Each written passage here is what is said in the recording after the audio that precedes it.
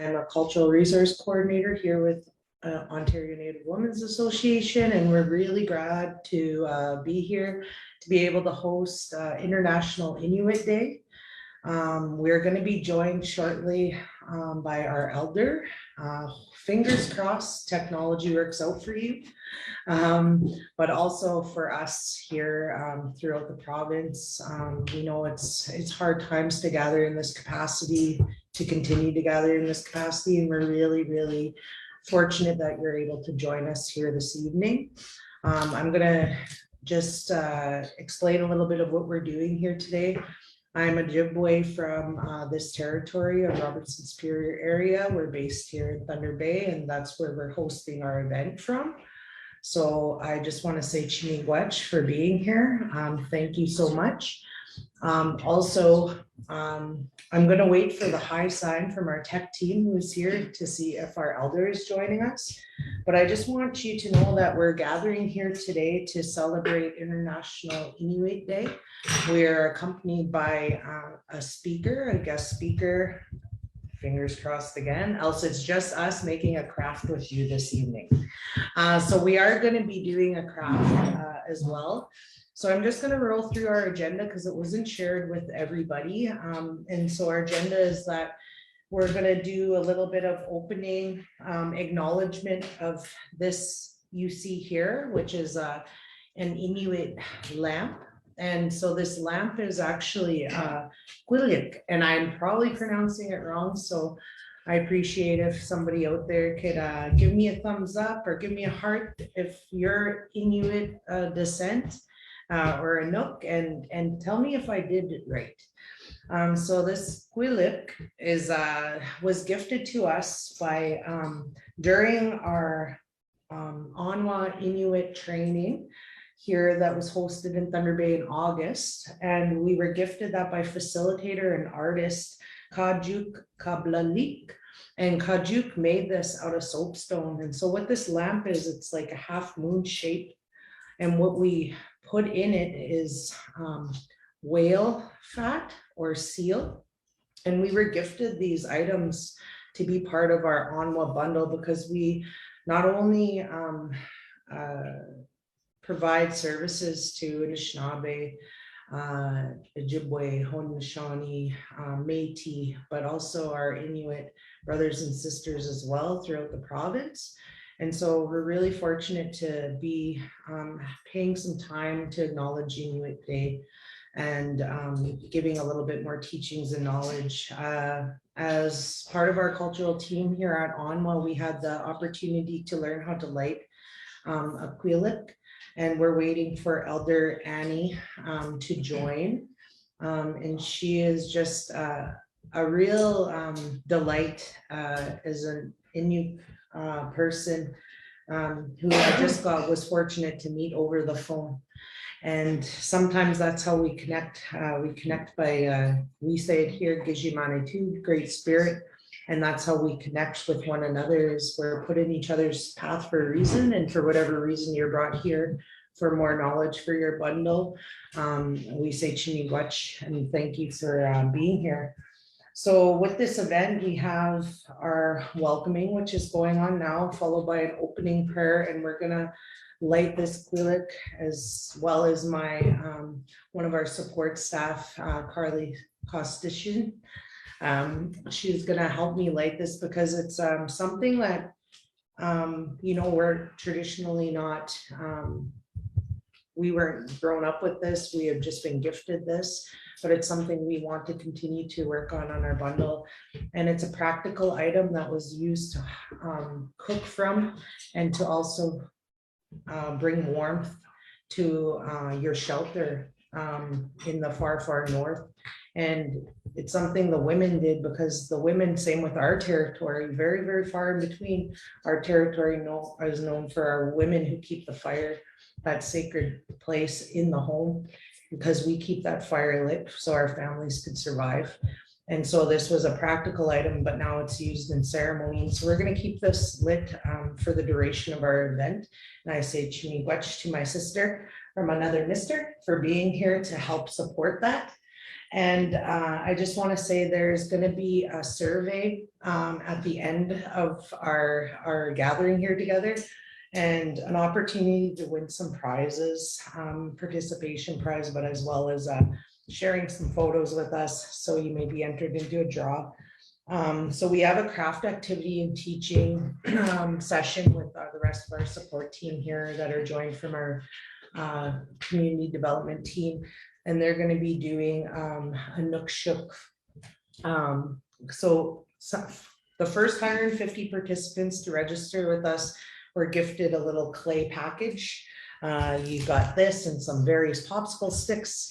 And what happens is we were given an option to make a little hoop. So I just want to show that off. And this is an earring we're going to be making. You could have one or two. It's up to you. But this is an earring that we're going to be making. We're going to have two, or you can make a small sculpture. And we're going to have a portion of that followed by our opening prayer. And then we're going to invite our guest speaker, Vicky DeMoyer. I hope I pronounced your name right, Vicky. And then we're going to just go into an elder reflection close, and that's our evening. So thank you for joining us. Do we have Annie on the line? Annie is on the line. Beautiful. So if you could split screen with Annie and myself. Oh, is it? That'd be amazing. And if we could hear Annie maybe talking in the background. I'm just going to be quiet now, and Carly and I are going to light this as Annie does the opening.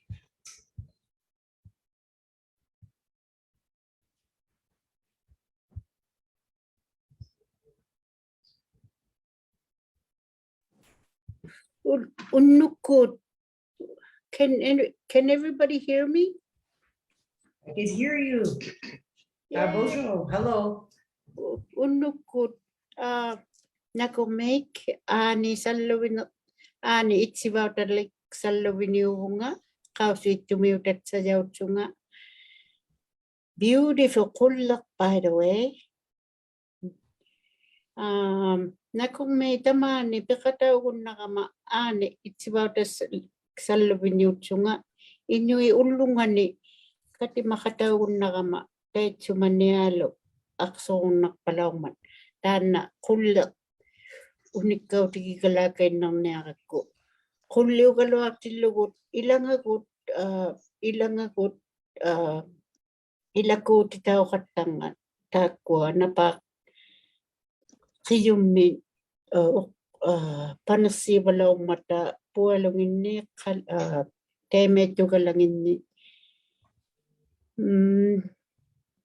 tutsiuri kalakay ng niakamay nakumik asiguko tinakumik tamaw nga tikitawon ng may gatatakwalo pimakayalong may katimatitsimata huyalit sungalo takwalo ngas tumiyutapi katimakatikijabu kwa magitiarlo tikiutigun na tiarlo titamaw nga huyalibu nga amin tana kuli kau makutituin na walaw nga nakiliw bigijaw tunilo ukusaw tigijaw tunilo tat bawning ito akakuli inugarak pala ningin nata ko jalibong akuli kaktitaw nakata. So are you lighting the kulit now? Taman na kulutap but adjiging ito galat ito kulitin ni ikumaksay sa umugata. Ilin niya raw si magalwa ilin niya titawlaw si maning kalwa sa nga kulang me ikititigyan ikumaksay nga kasi na kalunano nanganilrat ikititilaw si magama. Kurali bunga tabba.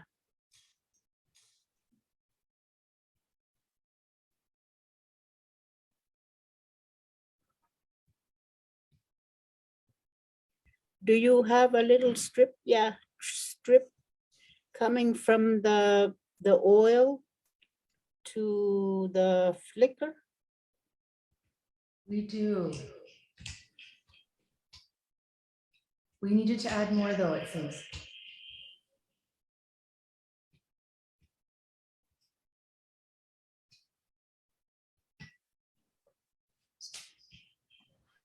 I taiman na tagka. Ikumaksabalaw nga tatay sa mani.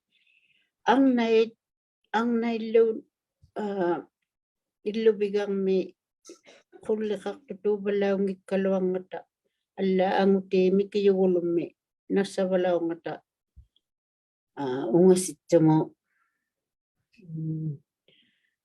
makaiyak tok sutik.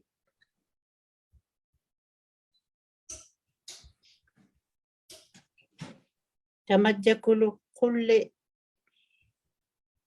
uko sa utiki balaw gijaw balaw ngat.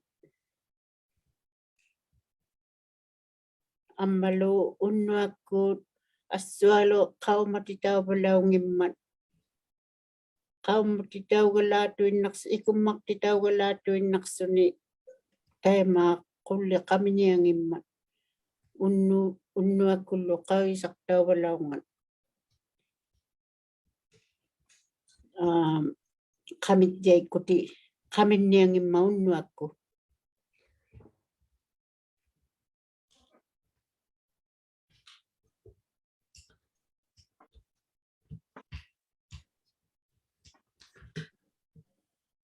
Sometimes they can be stubborn. Especially when I'm not a nook. I was just saying I'm gonna briefly say what I said because I didn't learn from my parents how to light kullak. It was not around me growing up, but I learned how to light kullak when I was taking my Master's of Education in PEI. All the way in PEI, I had to learn how to light a kullak.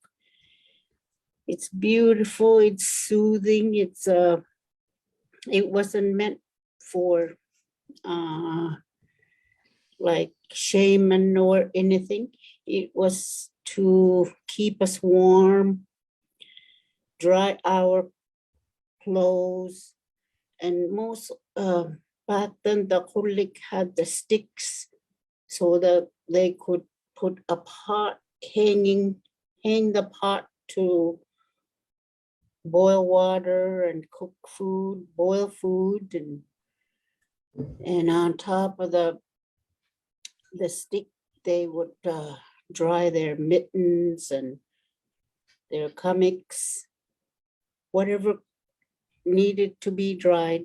And that's what they used. And during the night, so it won't shut off, they had it very dim.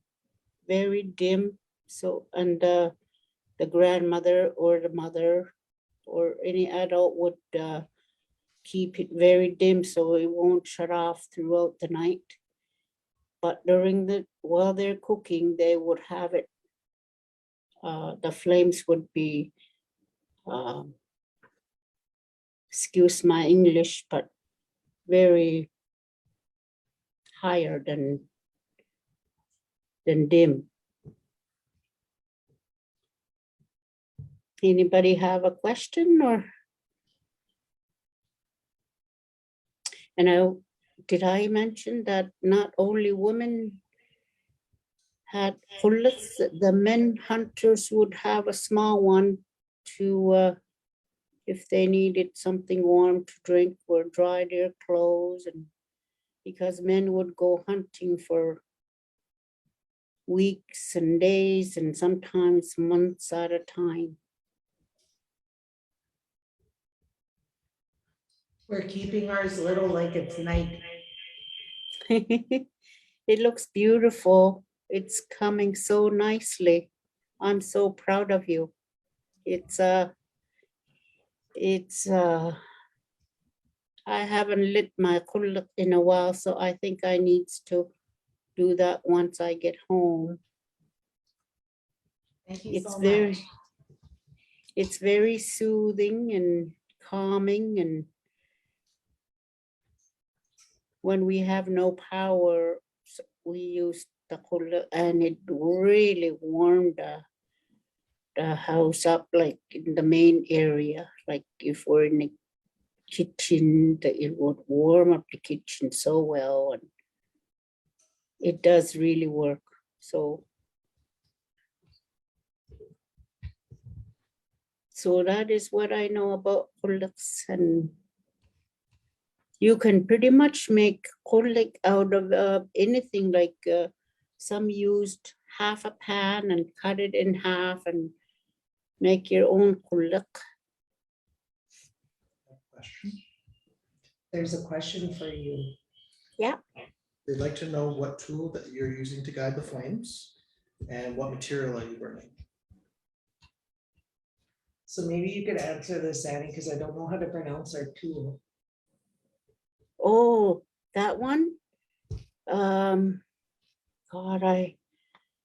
I'm losing my memory. So it's is that the? Oh my goodness. It's a, it's a fire pick, but I'm sorry, I don't remember the name of it in my language anymore. I But, read a takuti or takuti. Takok. Oh, okay, okay. I don't Takok. have the So- enunciation. Yeah, the kok comes from the throat when you're pronouncing it. Kok. And that's the takote.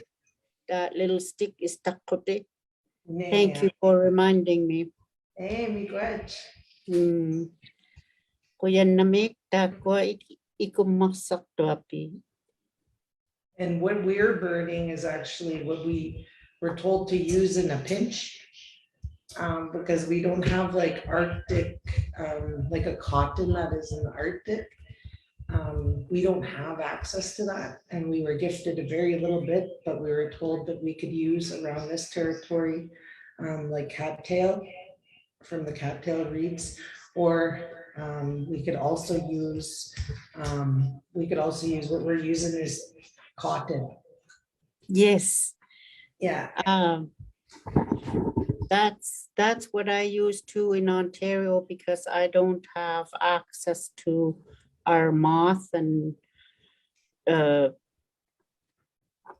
it's the moss, like how the green grass underneath, there's the moss, and then there's the best time to get the cotton is very early fall, when the cotton is, how the cotton starts to fly around. So before they do that, that's the best time to gather them up, and then dry the moss, and then you mix them together after they dry up. And actually they're good for, like, because I had mine for over 2 years and the bugs didn't like them. So it was good insect repellent too. Yeah. Oh, you lit it again. It went off and it lit again. Wow. It was very, very small. Okay. And we just Mm. decided to tend to it. So around our territory, we have fire keepers, and I'm sure this Quillic is the same, like for practicality too, is like you need it to stay warm, so you always have somebody tending to it.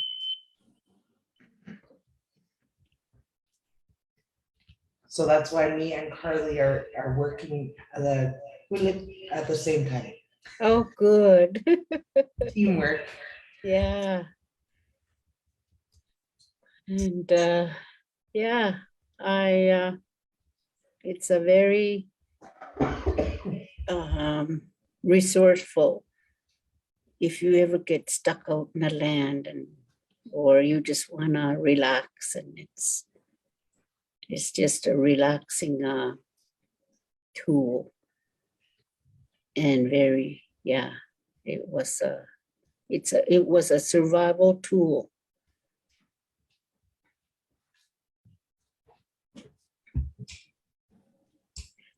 So we're gonna be tending to this for the duration of our event in the background, as best we could. But I'm gonna assume that when it goes out, is meant to go out. But we're gonna keep to try to tend to this, but I just wanted to say, thank you. How do you say thank you in We have different dialects, so I use Nakomik. Nakumi? Nakumi. Miigwech, thank you, Nakumi. To our elder. I don't know if I said the Saladin. Yeah. Okay, miigwech Annie for being with us, and Annie's gonna tune in for the duration of our event.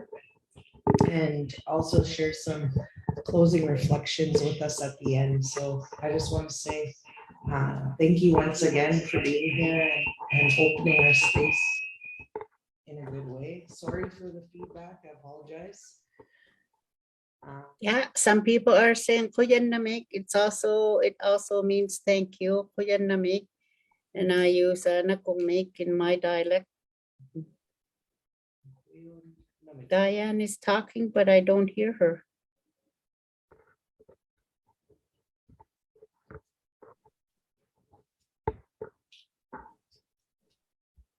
So we're gonna go into our craft activity.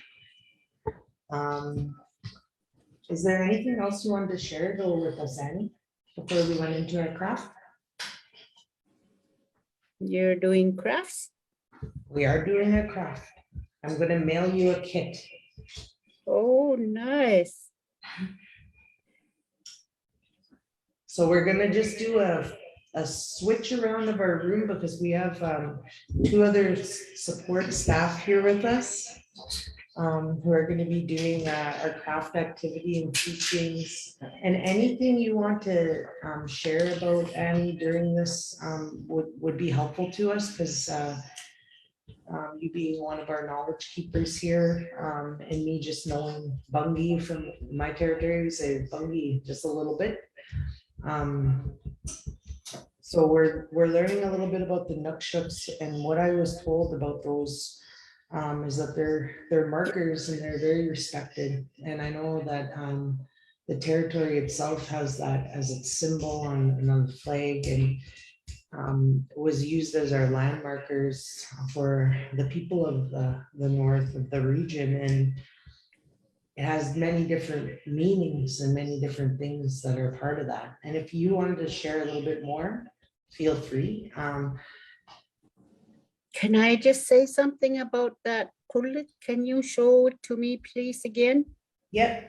I mean, not kulit, the Inukshuk. Oh, the little yes. Inukshuk. Yeah. I just want to say something a little bit about it. In some of the regions, that shape, it's so famous all over the world, right? Yeah. In some regions, it means it's not very good. It means a murder took place or suicide or something bad happened in that area. In some of the Inuit regions. That's what late Mika Angnakak said, that is not very many Inuit like that shape of Inukshuk. So which shape would be more appropriate? The tall one with the? Yes, that the one on the yellow flag. Okay. Yes, that We're would gonna be. bring it up as a reference, but that's really good because I wanted to actually point that out. Because this Yes, one is known, and not a lot of people know that. This is yes, what's known. And the thing is too, what we could, like, you know, why we could honor these things like this is to actually pay respect to that teaching we just got shared today, was that, you know, this is a lot of the work we do at Ontario Native Women's Association is around mental health is around acknowledging missing and murdered Indigenous women. And I'm just saying that this is something that we could use as a teaching. So thank you for sharing that, because nobody has made their Inukshuk yet, and I wanted to acknowledge that because this is the one that's primarily used all over. Yes, and yeah, my auntie doesn't like that shape of And we have Inukshuk. a picture of the one on the flag.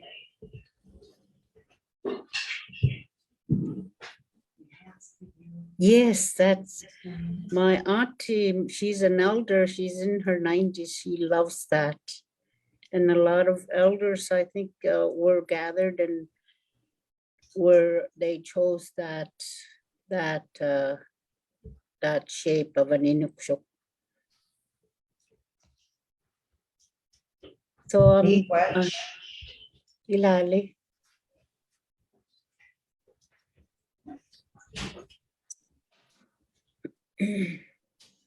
So I did, I used to sew mittens, but my hands are frail pretty much now. So I just do crochet. So I'm gonna go ahead and crochet and do an artwork with you guys. Is that okay?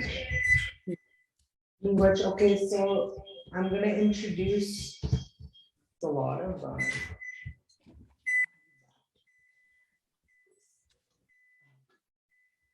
we didn't light the place on fire, it's just the oven.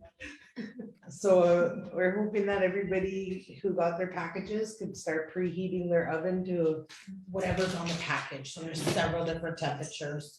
275. Yeah, 275 Fahrenheit. Fahrenheit. I think they're all the same that I can see. So 130 Celsius. this one is different? So sorry. Okay, so sorry. So yeah, there will be different colors that were sent out, one and two different products, but they both cook and cure at the same temperature. So 130 degrees Celsius. Most ovens read in Fahrenheit. And so that would be, it says on your package, so just have a look and flip the package around, but it's 275. And that's what we set our oven at here.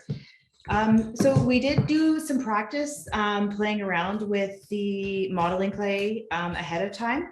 And this activity, we were thinking of an idea to suggest a subject matter, but that there is so many different ways that you could create that for yourself. We also included in everybody's kit some earring hooks and little circles that are also called, you might know them as I think it's jump rings. Thank you. And so they are actually a circle that's open. And if you twist those ends apart, you can close them back again later on and they will still remain in that circle shape. We, Sarah here last night was able to work with the modeling clay, and she actually just inserted this ring into the clay before she baked it in the oven. And so that's another option if you wanted to create a pendant or an earring. There is also some little toothpick like tools. And so this ring, if you wanted to just twist and push a little hole through your clay, and then baking that in the oven, it'll get really hard, but still have this like softness to it. And there'll be still light enough if you wanted to create earrings out of them. But so if you wanted to do the ring, to put the hole in it beforehand as well. So there's two different options to use that ring, but it's really whatever you would like to do. So if right now at home you are pulling out your clay, you could be rolling it flat if you want. You could be creating little balls and just like rolling it between your hand and sticking and stacking those balls on top of each other. If you decide to do something like we had done here, where it was flat, just let me know if we can see how we put it up on top of, this is the back of the earring, and we place it on top of, I think maybe it was aluminum foil or the bag that we sent your kit in.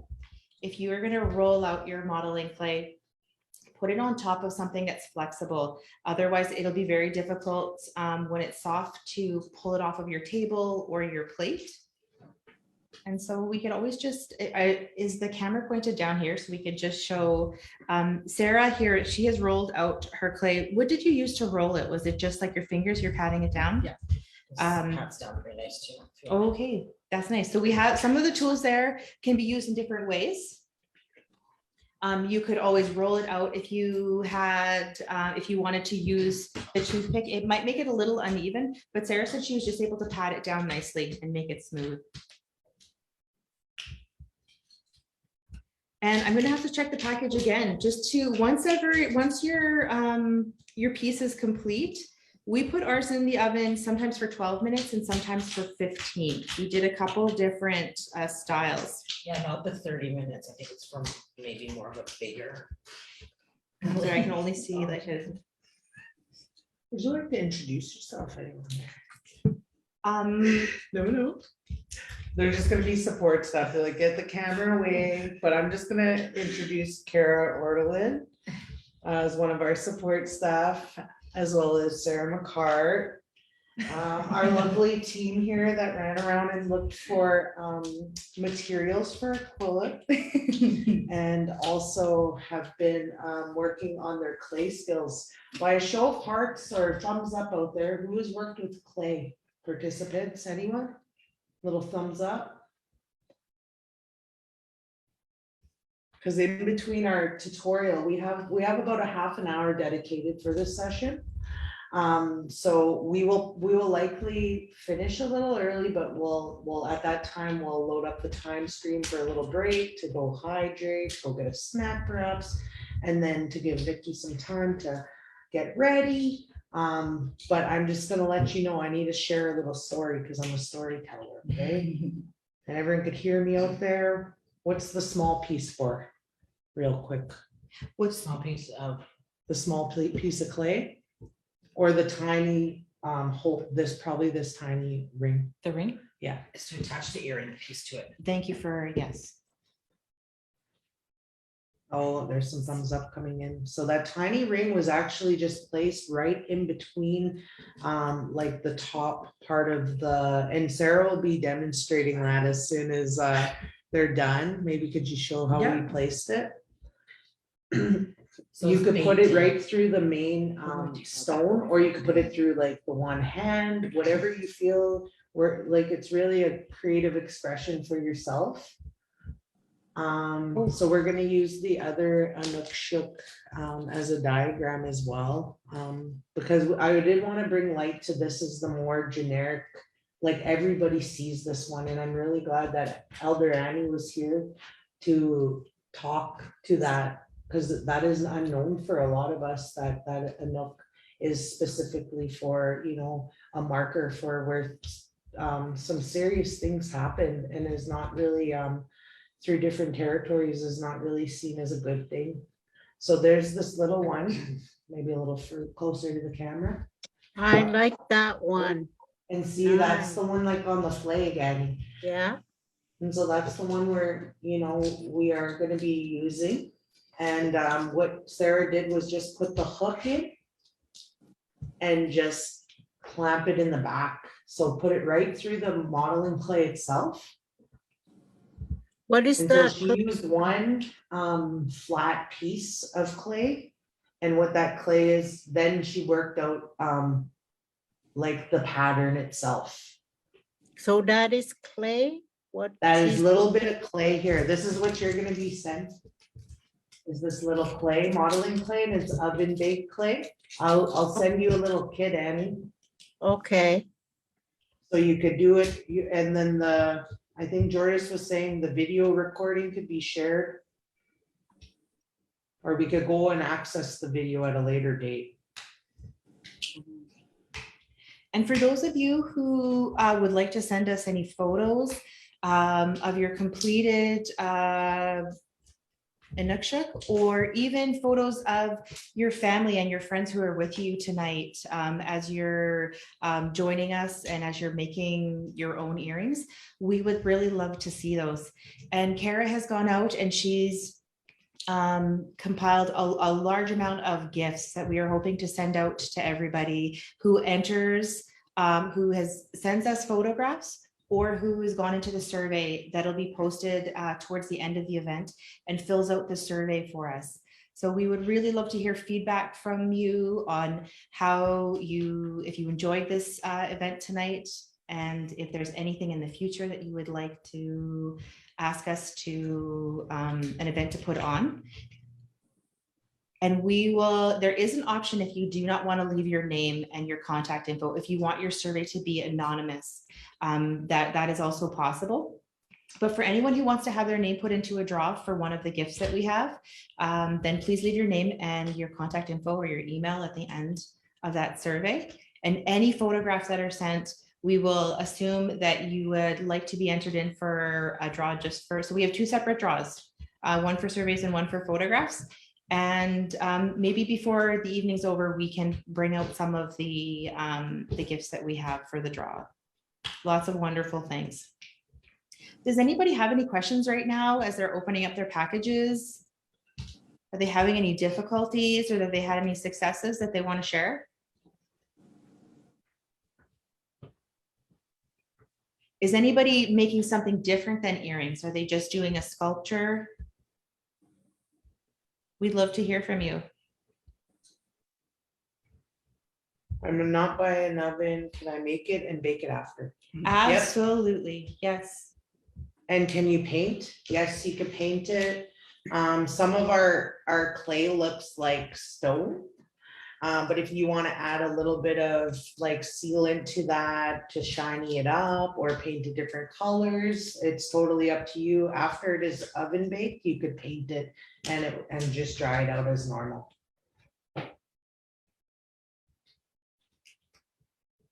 Someone is making a sculpture that they're just going to have a hanging sculpture. Beautiful. Mm-hmm. And there's a question, did families have initiatives that might represent their clan or their family? I'm not sure the answer to that question. Oh, Annie's trying to talk. Annie needs to be unmuted.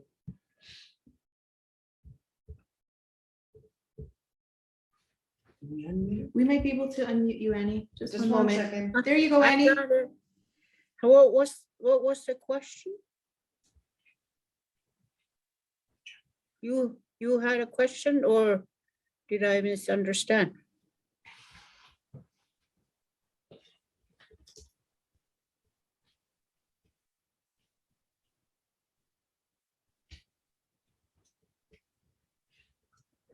Hello?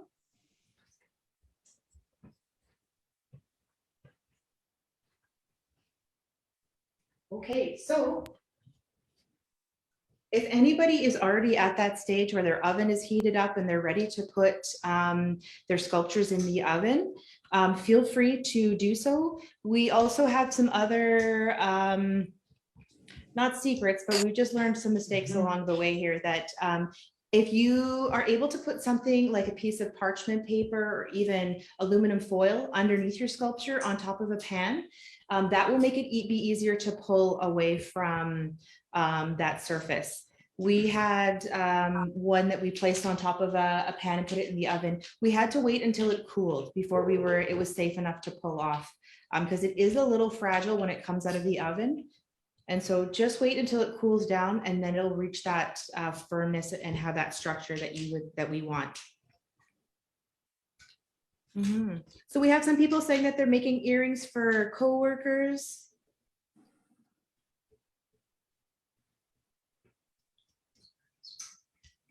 Can you hear me?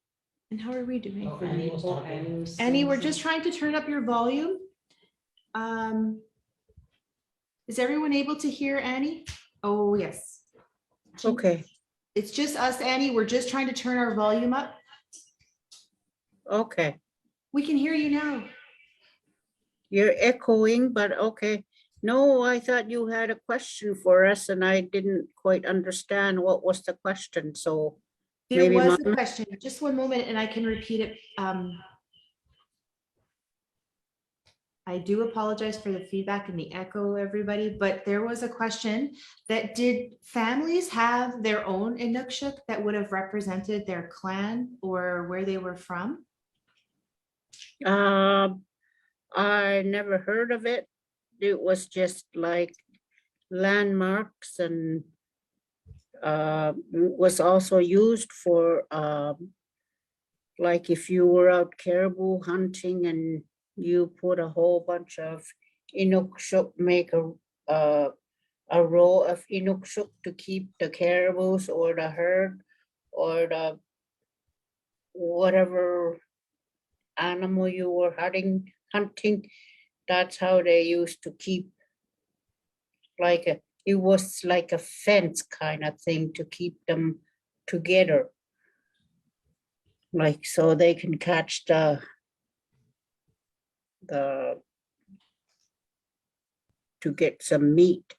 I never heard of that. I never even thought of that. Well, Nobody ever. It was a question. And one of our Oh. participants said Inuit didn't have clams. Oh, this is good to know. Thank you so much, Annie, for letting us know that. We're Yeah. learning lots tonight.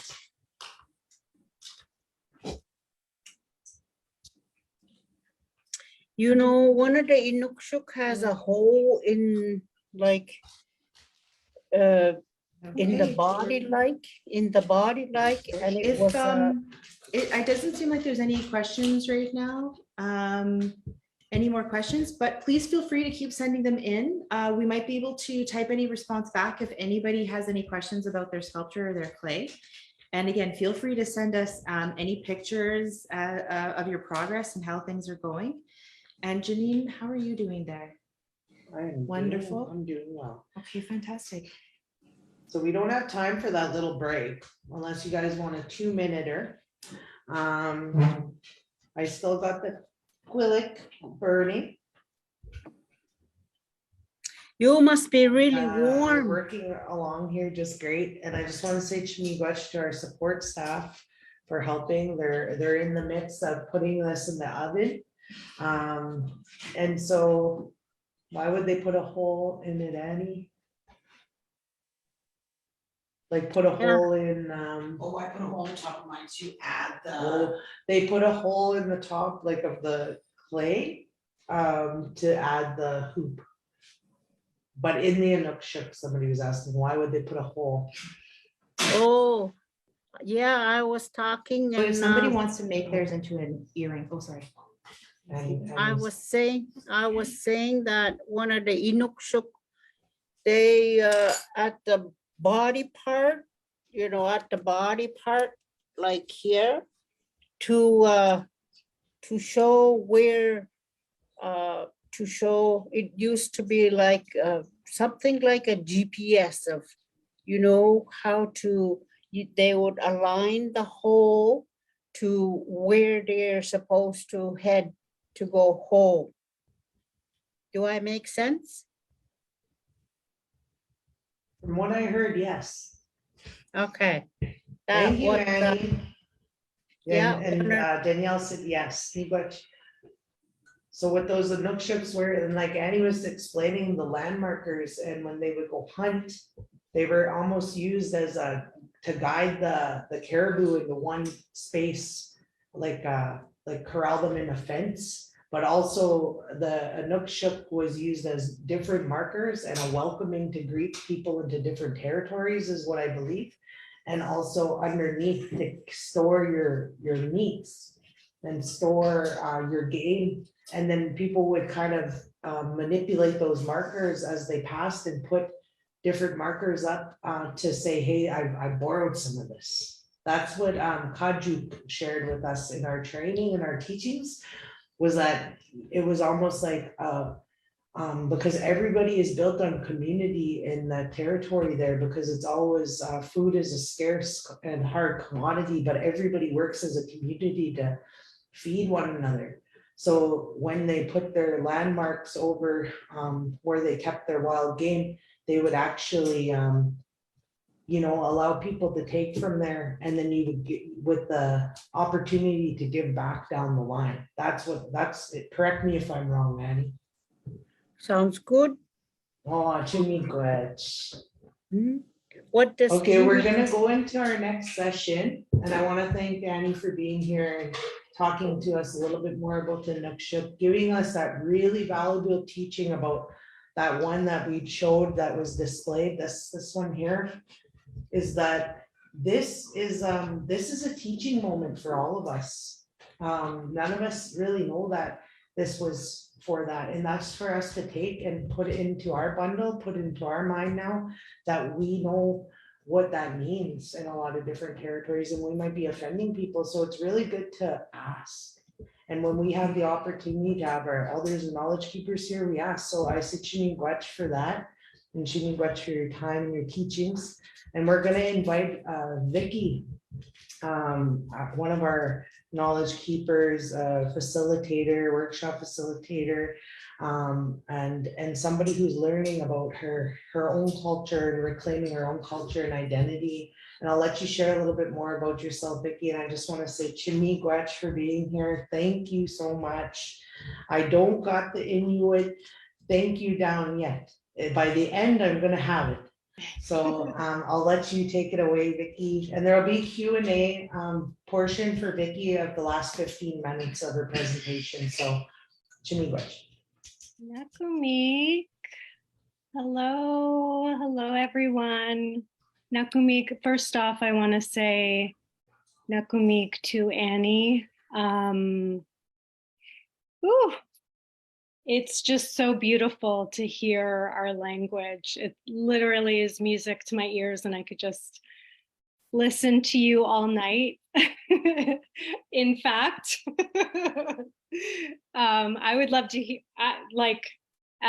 as the speaker, I'm humbled, and I would like to hear your stories, to be honest with you. But I'm sure you all understand. What I would love actually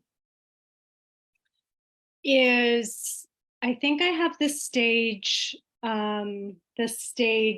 Janine, how long do I have the floor for? You have 45 minutes. Okay, so about 7:30 or so. Yeah, and 15 for Q&A, Vicky. Okay, perfect. Okay, so as I share my story, Annie, I may have some questions for you. Is that okay? If I ask some questions and maybe we can have a bit of dialogue. Yeah. Okay. Wonderful. Okay. Nakumik, thank you. Again, thank you, Nakumik, to Annie for your knowledge and your teachings, and just your presence.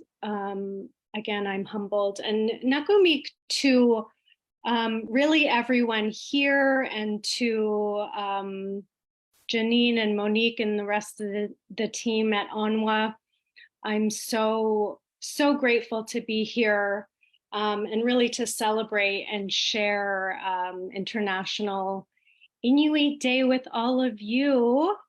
It's so beautiful to see you all here, and just, whether you're Inuk or not, to join in celebration of International Inuit Day.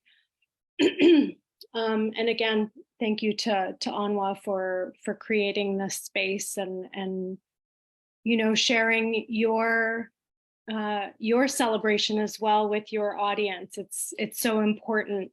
And really, I'll start off by saying I'm Vicky. I'm Vicky. Victoria is my birth name. Eva Lucasi Palyungni Kalinovitz Oftermauer. Those are all my names, and every name that I have has a story to go with it, which I will be sharing with my story. But I can't see you, but I would love to,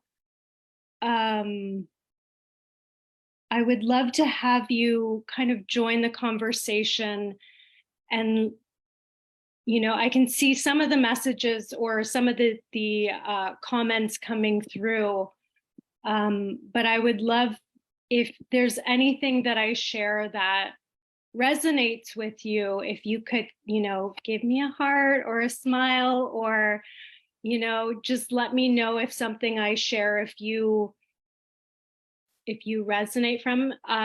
Yes, I'm from Iqaluit, Baffin Island. I grew up in Iqaluit. I am in Toronto now, but I'll get to that. And also I'd love to know where you're calling from.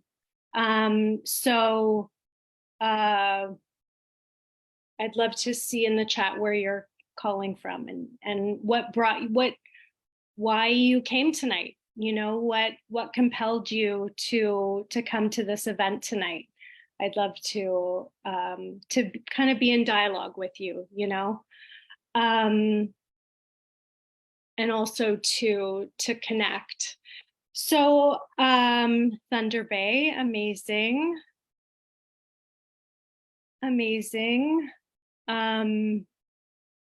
Moon River Métis, okay. Currently residing in Waterloo, Inuit connections on our maternal side, beautiful. Living in London, raised in Pang, amazing. Thunder Bay, Brantford, Thunder Bay, Hamilton, Alberta, but originally from Nunavut. Okay, wonderful. Batchewana Bay, Durham region, Mohawk Six Nations. Love learning about all our relations. Kenora, Welland, beautiful. Nogo, Jiwen, Wenanong, Peterborough, beautiful. Norway House Cree Nation, beautiful. Oh my God, I love it. Curve Lake First Nation, Dryden, Napanee First Nation, Kettle Point, beautiful. I like Onwa events, and the people that work here are so nice. I agree. Cape Dorset, Nunavut, beautiful. Living in Brantford, okay, beautiful. Dokas First Nation, okay. Niagara region, my brother goes to Nunavut on cooking contract. He actually just left Pang and sent me a lovely Pang hat. Oh, you're so lucky. Just in time for Inuit Day. Amazing. Beausoleil First Nation, Ottawa. Okay, thank you, everyone. It's so amazing to see. Love to expand my bundle in any way. Yes, absolutely.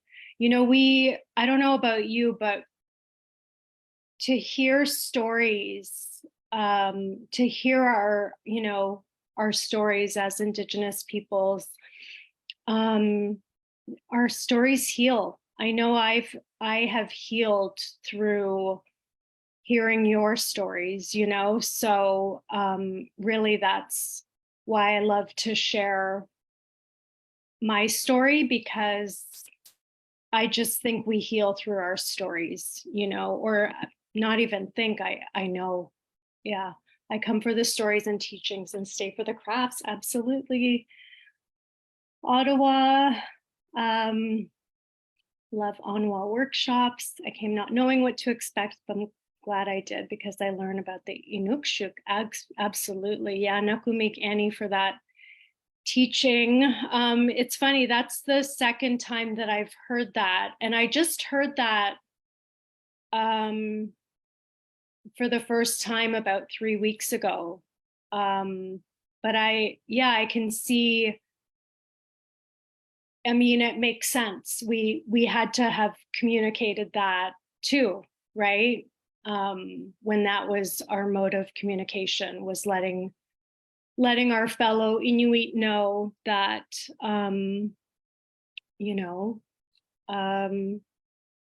something happened there, so been to Cape Dorset back in the early 90s. Beautiful people and place, absolutely. Okay, thank you for sharing. I'm going to thank you so much. Love all teachings in different cultures, absolutely. Thank you, everyone. Nakumik. If you Nakumik is again, thank you, as well as like Annie was saying, Nakumik is in my dialect. Again, from southern Baffin Island. Our land regions are so broad that we have the language is known as Inuktitut, but there are many different dialects, right? Or sorry, there are different dialects because the regions are, there was so much land and space between the regions. Do you want to share something on that, Annie?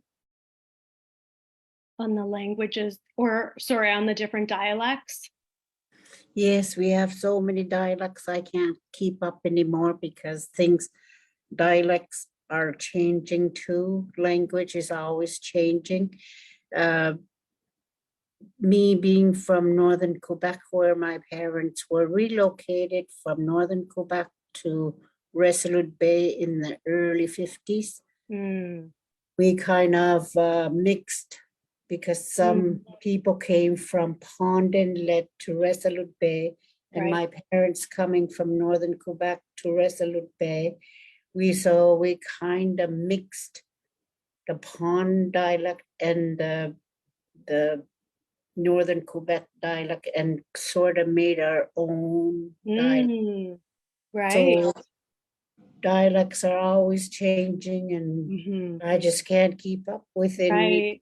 Yeah, it's changing all the time. And Inuit, it used to be called Inuktitut. It's now Inuktun.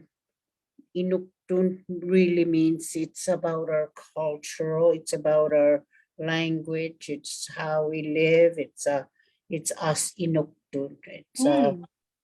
Inuktitut really came from, I think, from McMallen, late McMallen, and we don't understand why it was called Inuktitut, but it should have been really Inuktun. Okay. But anyway, all right. the government of Nunavut has changed that to Inuktun. All right. Yeah. There you go. Yeah. Always learning, right? Yeah. And just a little bit about Inukshuk. It's not Inukshuk, it's Inuksuk with a SUK. Right. But my favorite one is where my father would always, when we go ice fishing on a lake, and he would put a Inuksuk where I had caught lots of fish. Yes. And he wouldn't put a Inuksuk there, saying that there's lots of fish in this area, and that is my favorite Inuksuk. And it kind of the shape was kind of like the flag one, or just a pile of snow without the arms, right?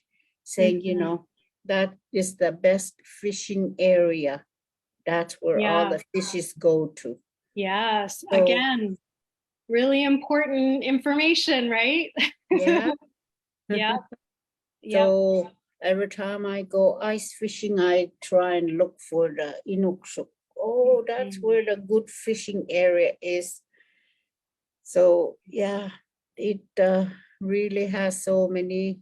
It has a lot of meanings to it, and yes, I love the Inuksuk. But I'm glad you guys learned about that two-legged, and the arms is not right. really.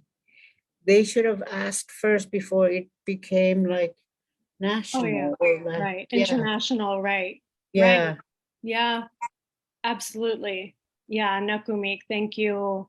Thank you for highlighting that for us and giving us that teaching, Nakumik. And yeah, Inuksuk. Okay. Okay. Wonderful, Nakumik. So, yeah,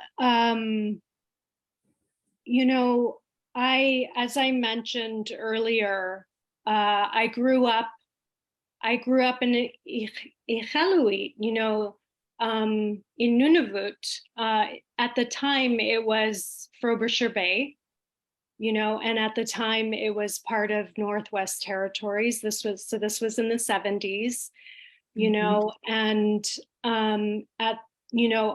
I was born here in Toronto, but my mom, Martha Lucasy, we went back home to Frobe, endearingly call it Frobe.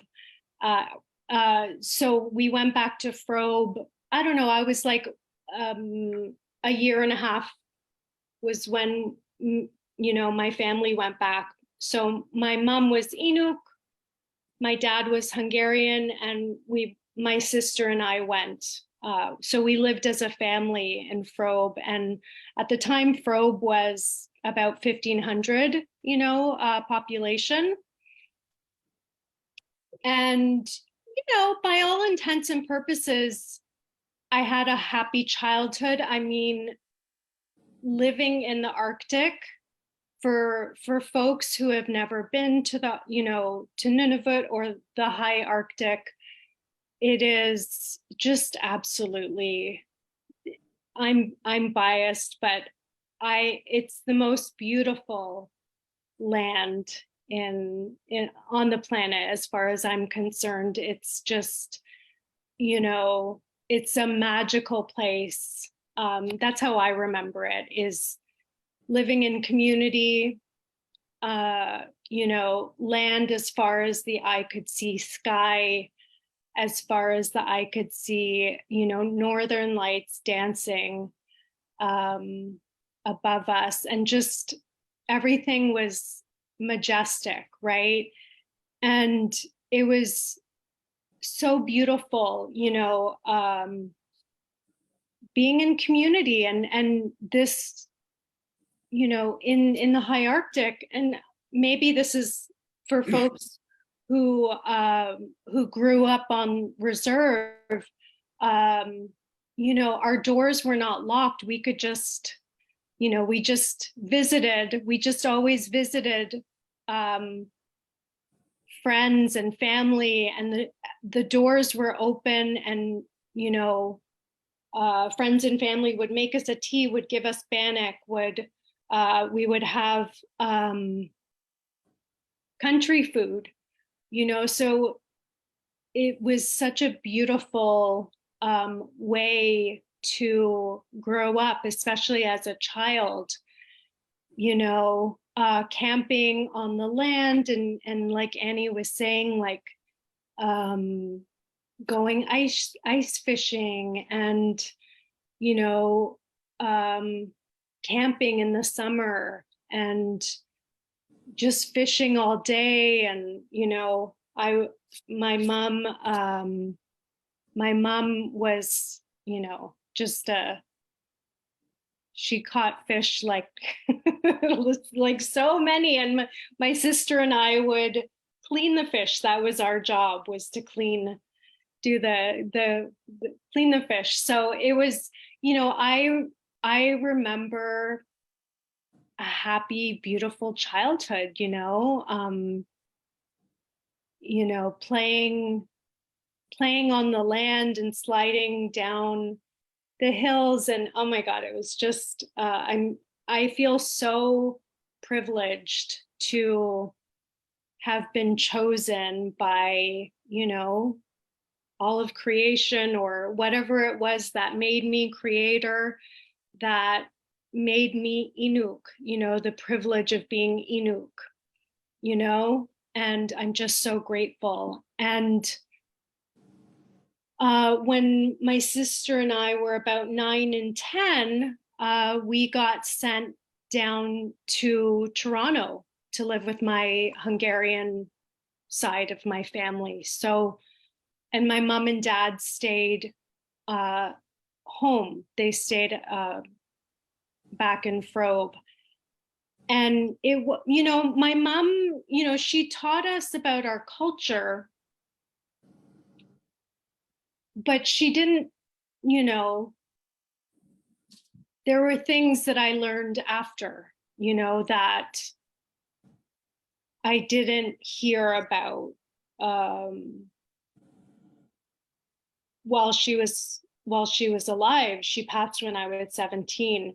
And again, if any of this resonates with you, I'd love to know. I'd love to hear your comments, or even like your emoji reactions if anything resonates with you. So, I didn't know our history. It's maybe a lot of you resonate with this, but I learned a lot of our story and our history really through kind of piecing things together, really after my mom passed away. I was so young when, before she passed, that I didn't really get to ask her anything. My grandparents had passed away before I was born. And it wasn't until lockdown, when we were all in lockdown, that I found out my other Inuit last name, Pauyugni. I found that from when my dad passed away. He was very intentional in putting together my mom's long form birth certificate. And so for the first time ever, I saw my other last name, Pauyugni, which, and maybe Annie, you can share on this too, but, part of Canadian history is that there was a dog tag system, right, in the North. And so we were given, my grandparents, who I never met because they passed away before I was born, they were given numbers in place of their names. So I never, on my mom's long form birth certificate, I to this day, I don't know my grandparents' names, but I have their numbers. And so do you want to share anything on that, Annie? I do have a disc number, Mm-hmm. E9, meaning because my parents were from northern Quebec, so that was E9. Yeah. So I have E9 1910, which, like, before I knew my E number, 19 was my favorite time of my age, and number 10 is my favorite number. So somehow, like, I didn't know it, but yeah, I do have a E9 number, and E7, I think it's from the Inuit area. Or yeah, so that's all I know. But yeah, and because our names were changed by the government, like Right. our last name was Putugu before, Putugu meaning big toe. And because government was changing our names, and my uncle's side of his children didn't like the last name Putugu. So they named, my uncle's side is now Nungak, and my family is Saluvinak. Saluvinak meaning used to be skinny. So, but yeah, that's when the government was changing our names, or we were being registered to the government. And so that's how I got our last name. My dad, literally, he used to be skinny. So the elders nicknamed him kind of to Salluvinat. So, and I joke around, and when I do some things like this, my Inuktitut name is Inuktun name is Ichivautalak, meaning a person with a chair. So Mm. so I pretend to go like, hi, remember me? My name is E91910, and Annie, a person with a chair who used to be skinny.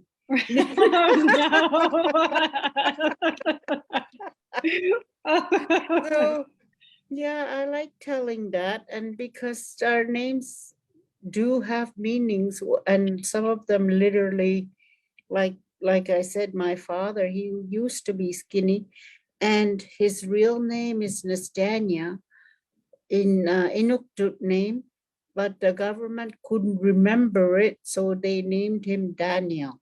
So he lost his Inuktitut name to Daniel. So he's Mm. Daniel Salluvinat. Mm. So yeah, things like these, like name changing was happening when I was Right. growing up. Yeah. And so many, and the E numbers.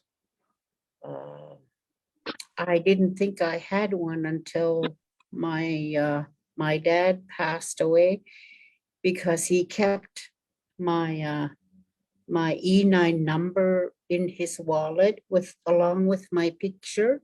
Mm. So yeah, and that was a very meaningful. Yeah. Yeah. So my son is Nastania, and I said, well, I said to him, even if they're trying to like being so old school, so I'm like, even if there people are trying to change your name, keep Nastania. So yeah. Yeah. So I'm so happy some of our names are coming back. Like my Yes. great grandfather was Amarokta. So I named my grandson, youngest grandson, Amarokta. Love it. Yeah. So a lot of us are getting our Inuktun names back. Yeah. So yeah, it's and I tell them like the background or what the meaning is or where it came from. It's important that they know. Right. So yeah, and since tattoos were already there too, and they're tattooing my E9 number, and I don't know, on their body, and saying they're proud of mom for yes. Plus the residential school. That's where I went to residential school in Iqaluit.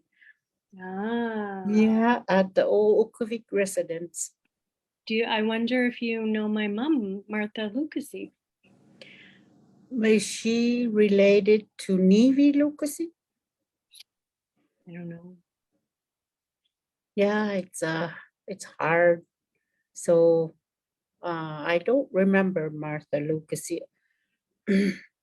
But yeah, it is a beautiful land out there. And Yeah.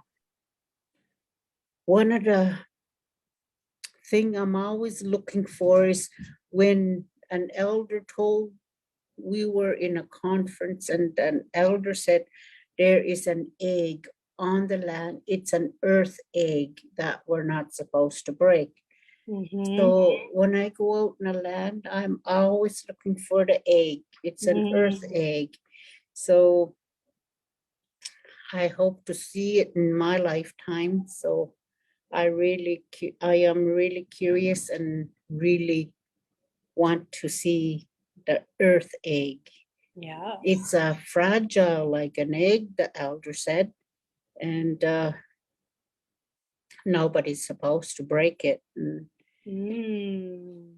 Mm. so I'd like to learn more about that because I lost, a lot of my culture too, but Right. we are getting it back. Yes. It's after being told that, at schools, don't speak your language. Yeah. But now they are like, now they are putting our language back into the school, Right. which is, Hmm. I'm so happy. But the language is always changing Yeah. along with our world thing. Right. Yeah. Right. Nakumik, thank you. Yeah, absolutely. What I wanted to share was, even though I grew up back home in community with my language, with my ancestral diet, with my ways, there was, because of, colonialism and kind of Western ways, and moving down to Toronto and being in Western society, I felt like I wasn't, and maybe some of you will resonate with this. I felt like I wasn't Inuk enough, or I wasn't Native enough. And I really struggled with my identity because I didn't feel like, I didn't feel Inuk enough, but I also didn't feel Western, like I didn't belong, and how I found my way was, you know, as an Inuk, and as an Indigenous person, our spirits are strong. Glad you found your way. Thank you, Nakumik. Our spirits are strong, and really my ancestors and my intuition is so strong and my spirit is strong. And so I always felt that even though life in the West, down south, as we call it, down here, life down south, it was hard, we live behind closed doors here. Like, it's not like at home where the doors are open and we can just go visit anyone, so the culture is just so different here in the West, right? So I felt like I didn't know where my place in the world was. And my intuition, my knowing, my spirit, there, that whisper in that I would hear when I was young or I was struggling was, everything's okay. Everything is okay. And I never understood that, because like I said, life in the West was really hard. I really struggled, I didn't feel like I belonged. I was disconnected from my culture. I was disconnected from my home, from my language, from everything. Like, no wonder I didn't feel like I belonged, And so I just kept listening to that voice whenever it would, everything is okay. Everything is okay.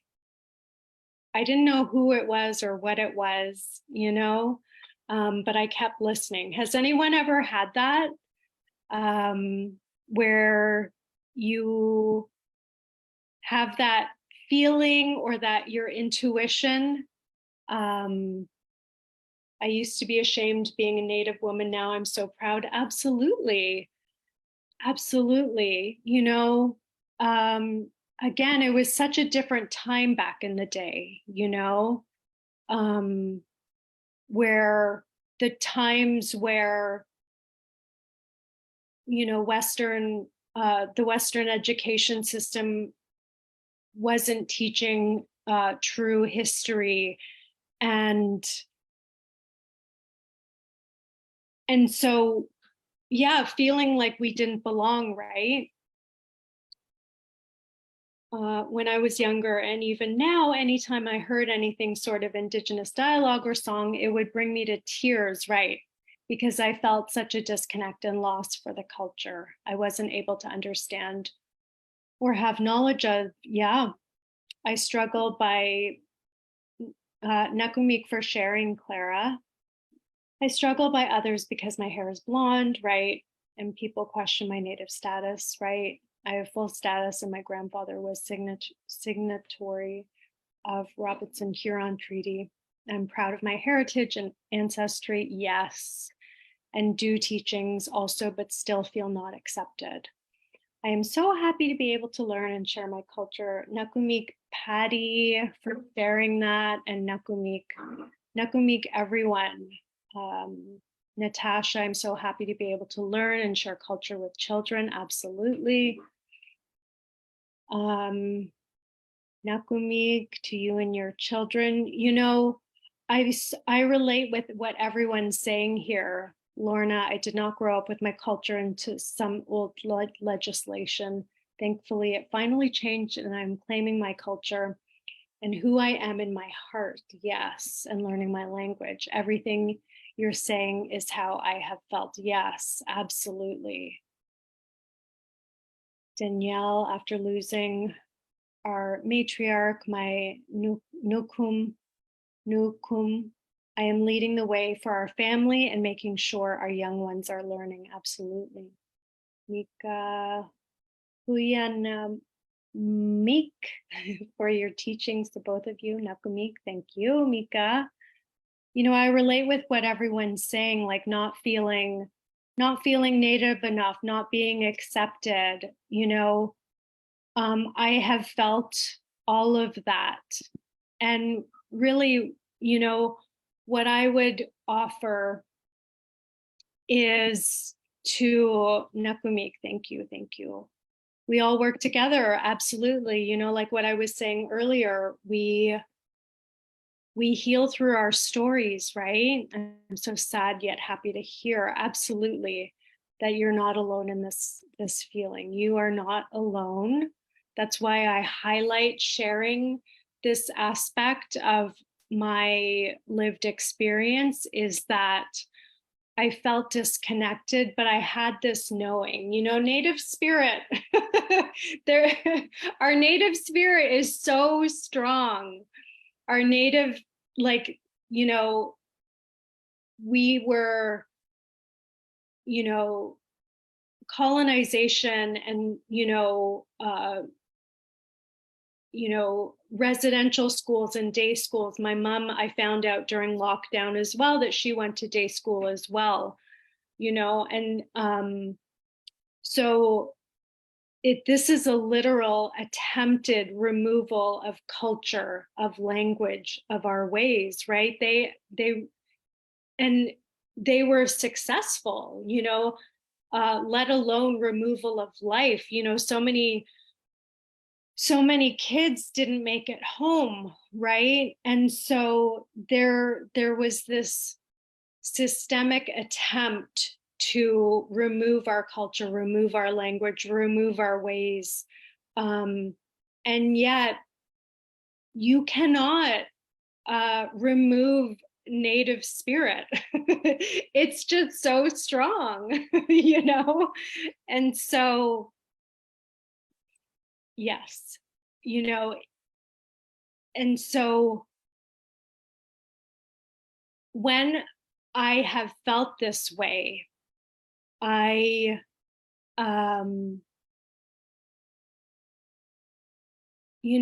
would connect to myself. And really, when I connect to myself, when I take a pause, when I take a breath, what that looks like today is I go to the land, anywhere I can. I live in downtown Toronto, but I go to a park close by, or I go to the water. And even if I can't do that, I light a candle, right? I connect to my spirit, to my heart. I light some sage, you know.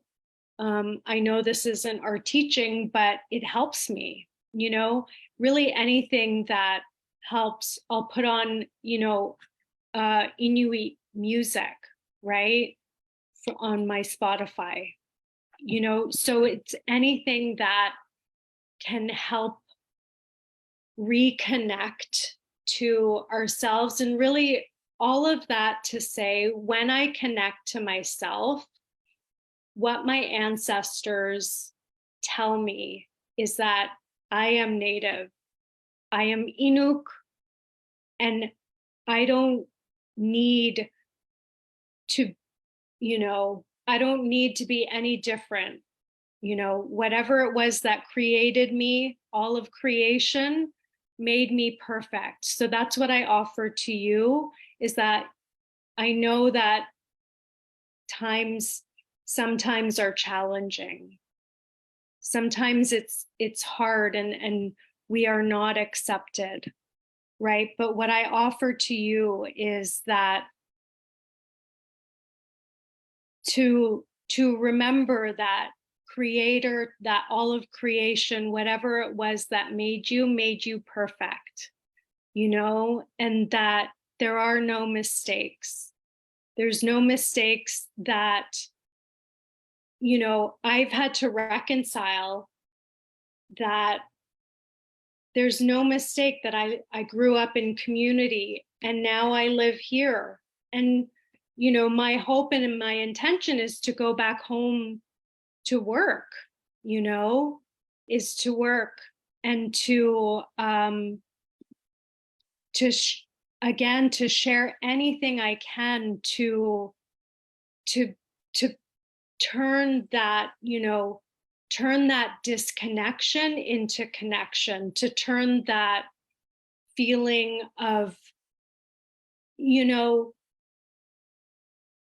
my prayer and my hope is that you never feel ashamed for being Native again. My hope and my prayer is that you feel proud, because God made us perfect.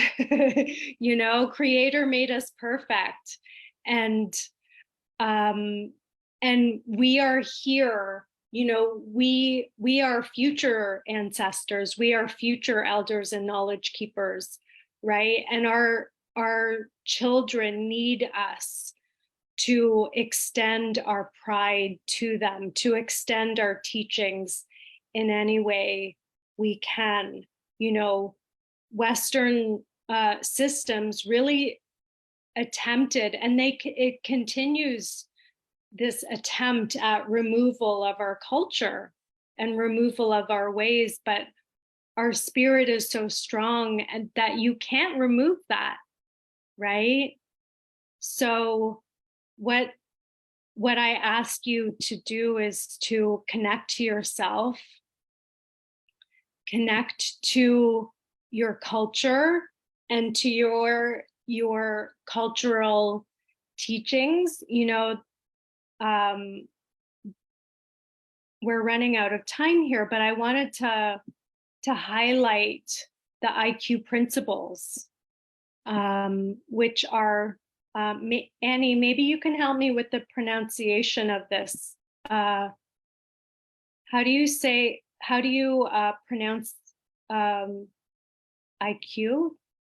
Oh, you have to unmute.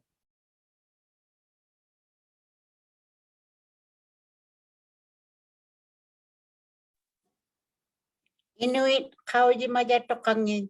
Yes, yes. So IQ principles, yes. Thank you, Jordis. Thank you, Nakumik. Our IQ principles, you know, almost everyone knows the 7 grandfather teachings, right? But our principles how do you say it? Kauyima, kauyima tukangin, tukani, tukangin. tukani. Okay. Kauyimaya tukangin. Kauyima Tukangin. tukani. Mm. Okay.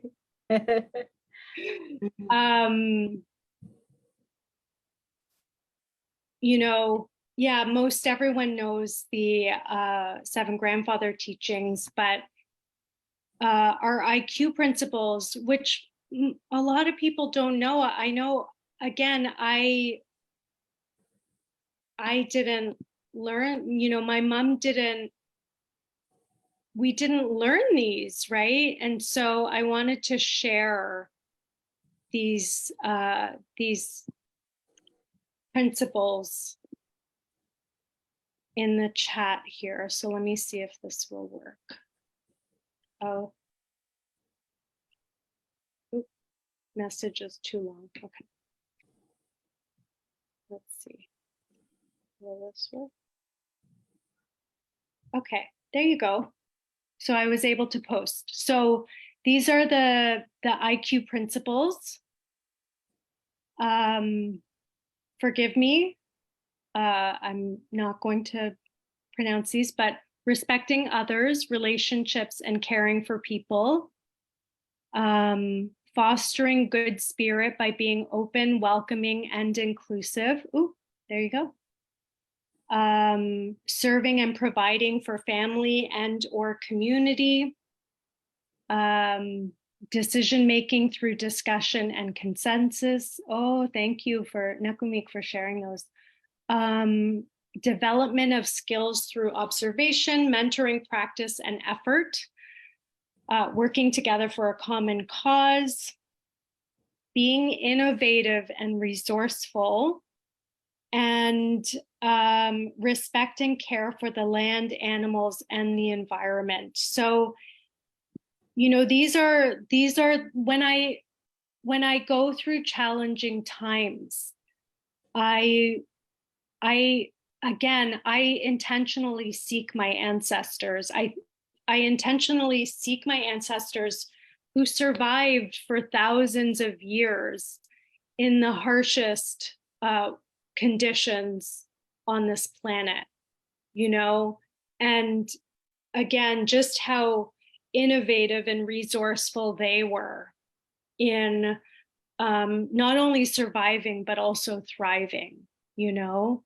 So I invite you to do the same.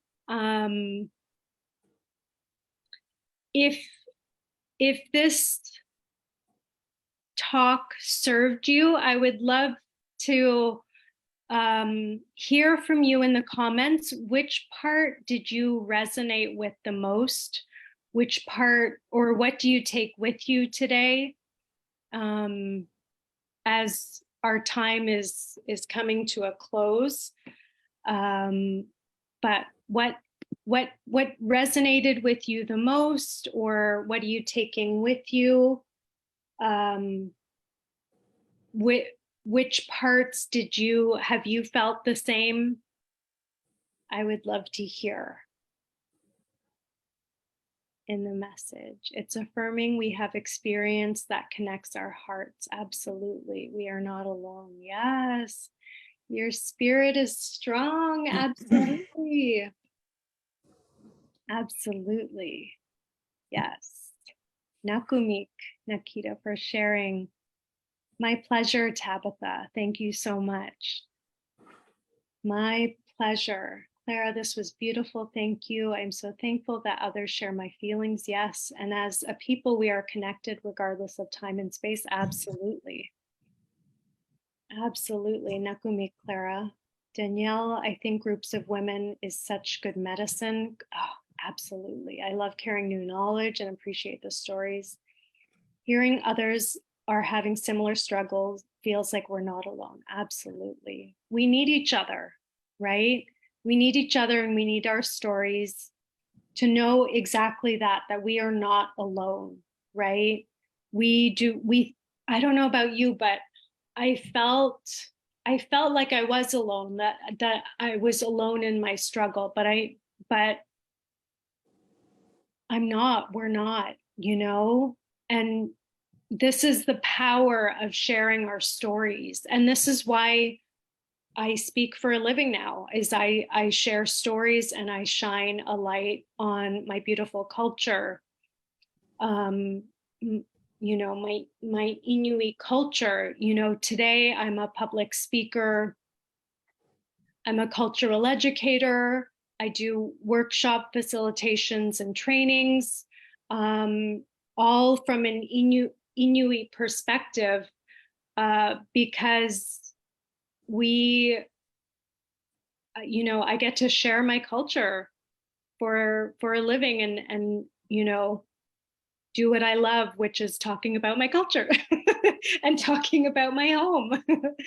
And I also do financial education. And I encourage people to heal their relationship with money, especially Indigenous women,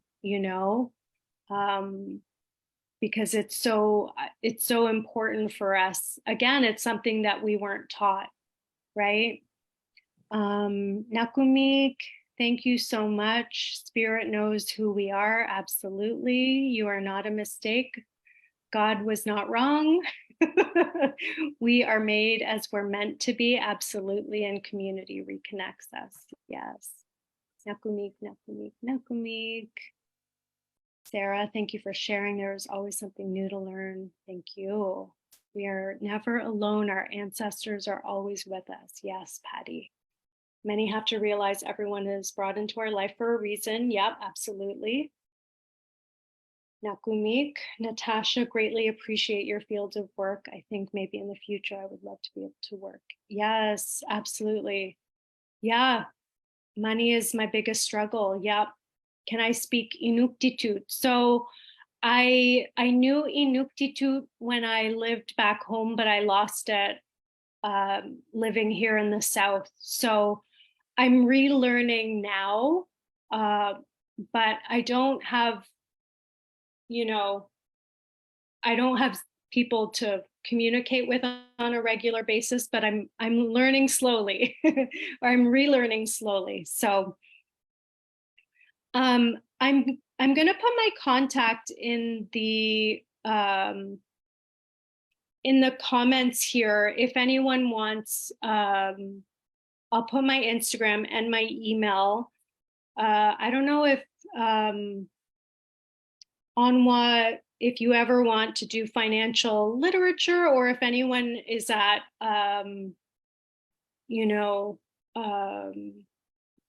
chief and council or whatever wants to do financial literacy as well. But this was such a pleasure, and I'm gonna say Nakumik. Thank you all for being here. It was wonderful to be in dialogue with you. I'm gonna pass the mic to Annie or whomever, or to Janice. I'm not sure. But Nakumik, thank you everyone for listening and sharing your stories with me too. Nakumik. Unmute. Bojo, Miigwech, Vicky, as well as Elder Annie, for your time today. I know there was an opportunity for like 15 minutes, and I know we passed along a lot of dialogue, but if you have any questions for Vicky in regards to her presentation or time spent here today, a little bit of her, if there's something else that's a burning desire to ask her at this point regarding like today and what she shared, at this time, you could load up your questions in the chat. We're going to have a little bit of Q&A dialogue for the next 15 minutes. And then we're going to go into our closing reflection with Elder Annie.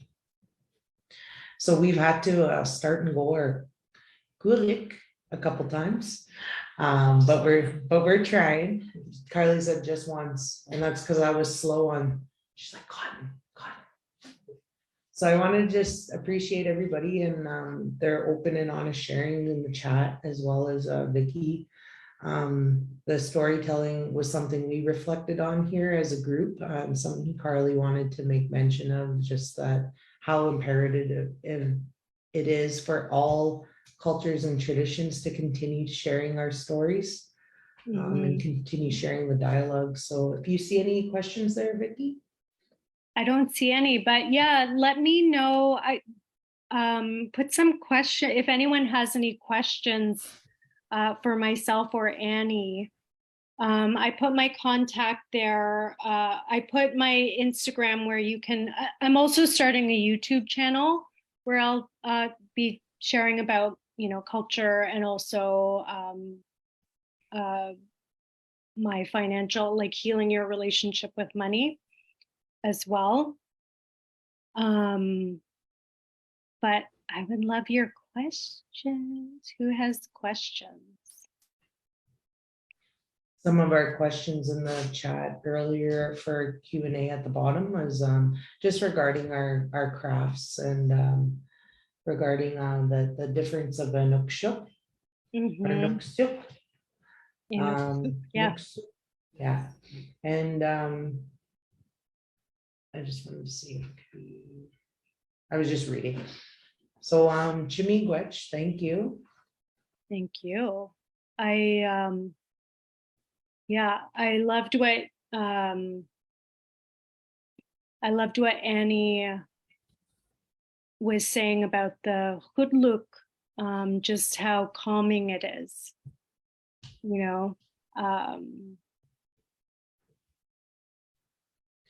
So there was one question, Vicky, do you do any other like teachings or crafting or sing like right. personally? I do. I mean, I do. I don't, again, throat singing was not something I learned as a child, unfortunately, or I did some with my sister when we were young, throat singing.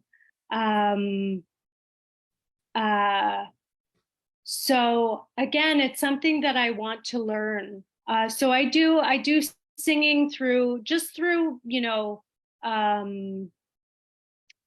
songs through Spotify, kind of popular Inuit songs on Spotify. There's some wonderful Inuit music artists on Spotify that I learn from. And again, kind of like what I was saying earlier, just listening to our language makes my heart so happy. So do I do crafting? I do. We have an organization here in Toronto called TI. And TI does craft nights and feast nights and things like that. So I do crafting and community connection through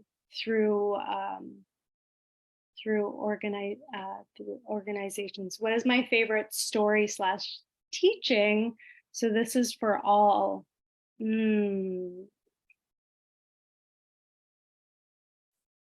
I would have to say, I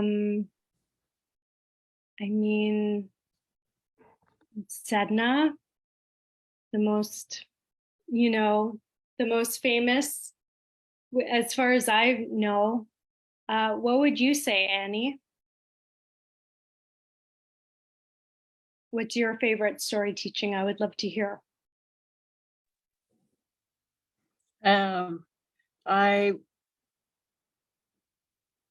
You mean like storytelling? Mm-hmm. Oh, I would have to say my grandma. That's all I can say is my grandma. And my favorite singer is Susan Agluka. Right. Yeah. So and late Mika ang nakak from Pang. Oh, beautiful voice she had. So yeah, and yeah, it was my grandma, Mini Alakakelak.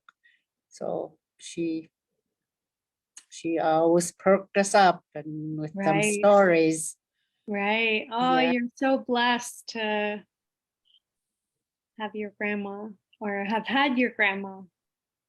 And there were special stories because they were more, a lot of it was for like learning lessons, and Yeah. storytelling was like a learning lesson for me. So it was and sometimes I would really have to think, did that really happen, or what is she Mhm. really trying to say? And then, then as I got older, and I'd be like, oh yeah, now I remember. And like, a lot of it was for learning lesson and Right.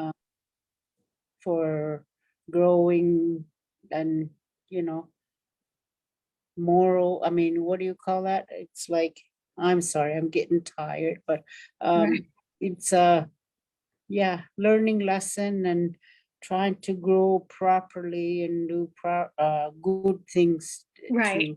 And if you want to be treated that way, treat people nice, and those things. And Right. yes, so yeah. Right. Yeah. Learning like morals and values and principles and right.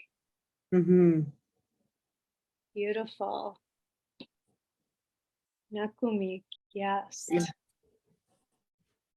As Métis, we are beadwork people. Yes. Is that a craft Inuit practice? Yes, absolutely. Yeah, we have, you can see my beadwork here. This my cousin made these. It's hard to see, but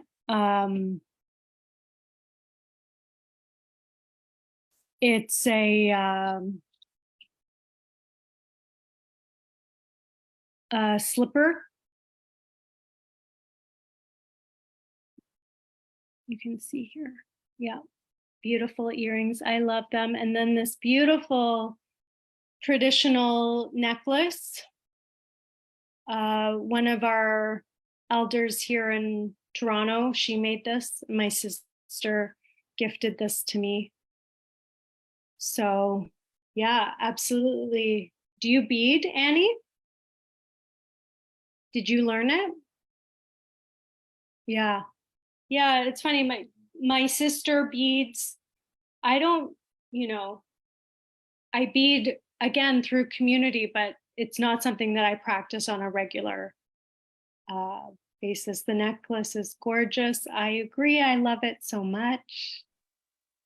I mean, I've learned a little bit on some courses, but not from my grandma and my mom or my aunt. But yeah, I did a little bit of beading, and right. it's not my cup of tea. Right. I guess. Yeah, me too. It's so, yeah, it's so funny. I wanted to share a teaching here too, which is, it's okay. I'm so glad that you shared that, Annie, because, we have our beautiful culture, and, it's okay if, it's okay. I didn't learn beading either from my mom.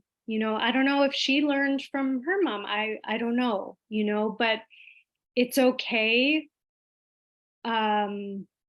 If you didn't learn, and like Annie said, it's not your cup of tea, that's okay too, right? You're still native enough, you know, and that's okay. And we can still love and appreciate, our culture and our crafts, even if we don't participate in them. Again, we're still native enough. I have the privilege of attending drumming circle, beautiful, every week. At my work, yes. Hearing the drum and the song while doing the dances every week feeds my spirit. Absolutely. It is such an incredible feeling and so healing for me. Absolutely. Absolutely. Nakumik for sharing that, Lorna. Yeah, culture is nourishing, right? Culture is medicine. Yeah, what a gift. What a gift. Does anyone have any other questions? I'm sorry to interrupt. Oh, that's okay. It's because it's lower on my end to hear. Oh, okay. I'm just gonna read a couple comments in the chat really quickly.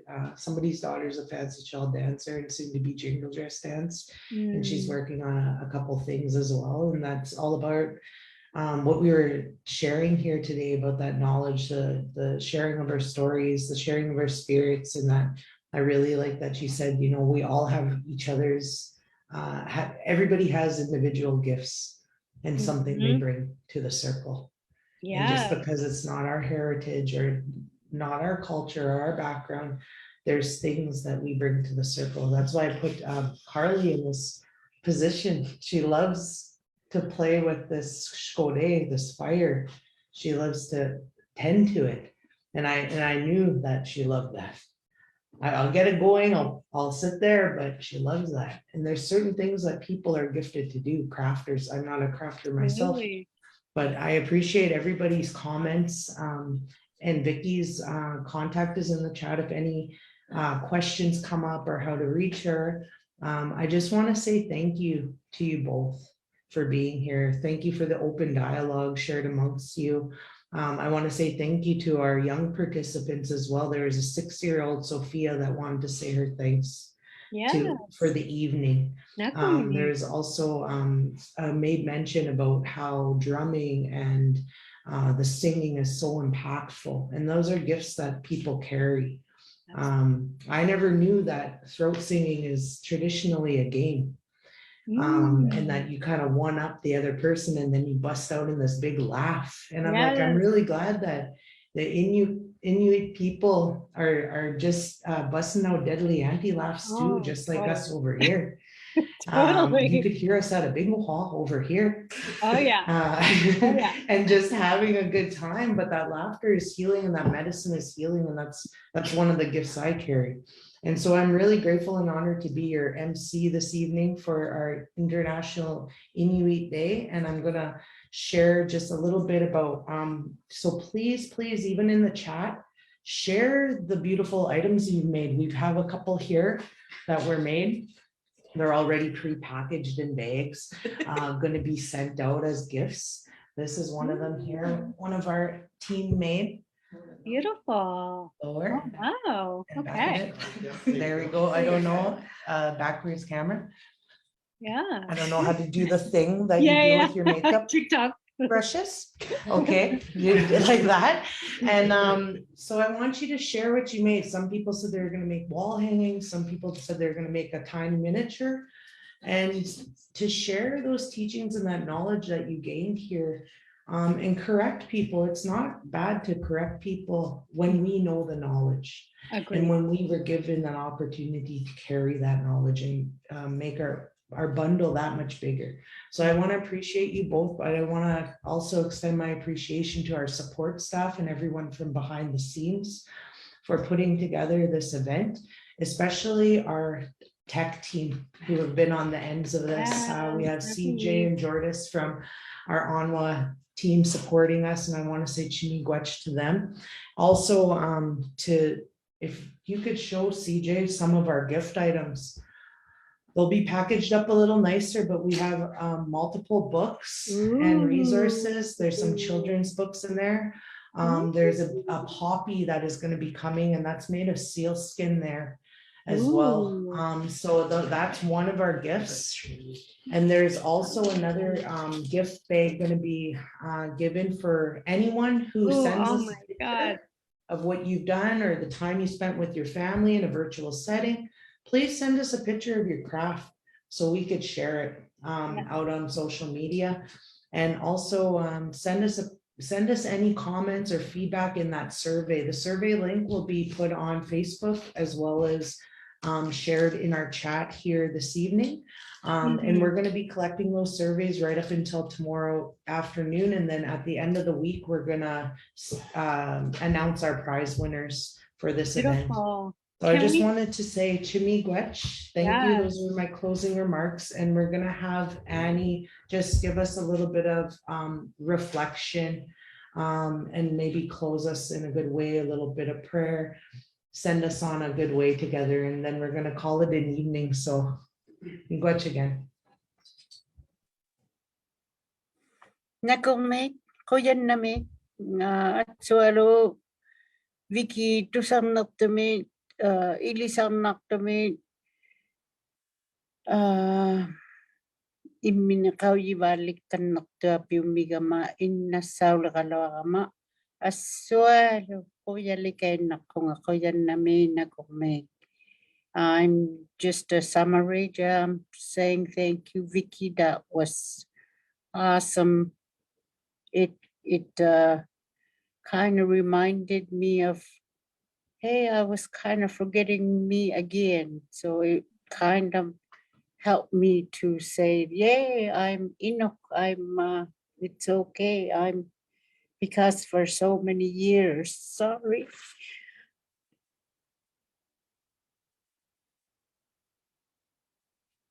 I'm sorry that I was told that I'm not Enoch, and it's no good to be Enoch, but I'm very grateful, Vicky. It's heart lifting, and it's it lifted me again to join this. I'm glad I was asked to join this beautiful session. It's yes. I'll just do a quick prayer. Nakumek, Annie. And Nakumek. I'm so happy to be here tonight. Me too. Kuyan na may tamaw nga takwa bigyo kaw srikay naktangi na swalo ilisang na kayo ng mata uwatin nilo kasi balok to apyut takwa lungas tumiyutapi Inuit ulungan ni inugata kuyan na may nakong may tamaw nga tikititaw mi kata. I mean, just a quick summary. I'm like, I really, some of my English is no good sometimes, but I'm trying to say I realized again that it's okay. I'm good to be Enoch. I'm proud to be Enoch, and while getting there, because for so many years I've been told that I'm not. It's not good to be Enoch, but yeah, I'm. My spirit has been lifted. My good spirit and happiness, and I feel great again to be Enoch and nakong me Vicky. Daima. Nakumek. Daima means okay. Yes. Yeah. Nakumek. Yeah. Nakumek. Thank you. Thank you, Annie. And thank you, everyone. Nakumek. You know, I'll say it again. God was not wrong. You know, we were made perfect, and, you know, and be proud. Be proud. We are the privileged ones. We are the privileged ones to have been chosen to be Inuk, to be Métis, to be, you know, Ojibwe, to be Cree, and Anishinaabe. You know, we were made perfect, and always be proud. Absolutely. And you know, we are privileged to have been chosen to be Native. One of my teachings is that only the strongest spirits are chosen to be Native, you know? So, right.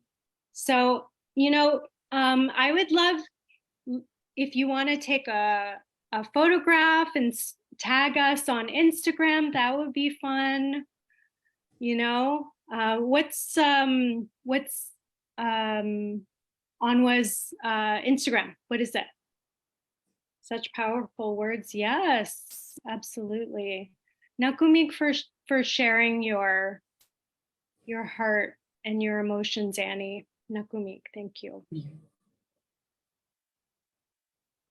Who should we tag? You can tag Anwa and you can tag me, Rich and Dig Auntie.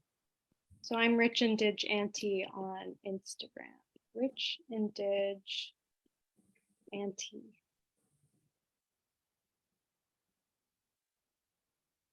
Such powerful words, yes. You know, it's like we were saying earlier, always the people we are meant to meet, we meet, you know, and we were meant to be in this room together. So Nakumik, everyone. Nakumik, Janice. Nakumik to the team. Nakumik, everyone. Nakumik, Amy.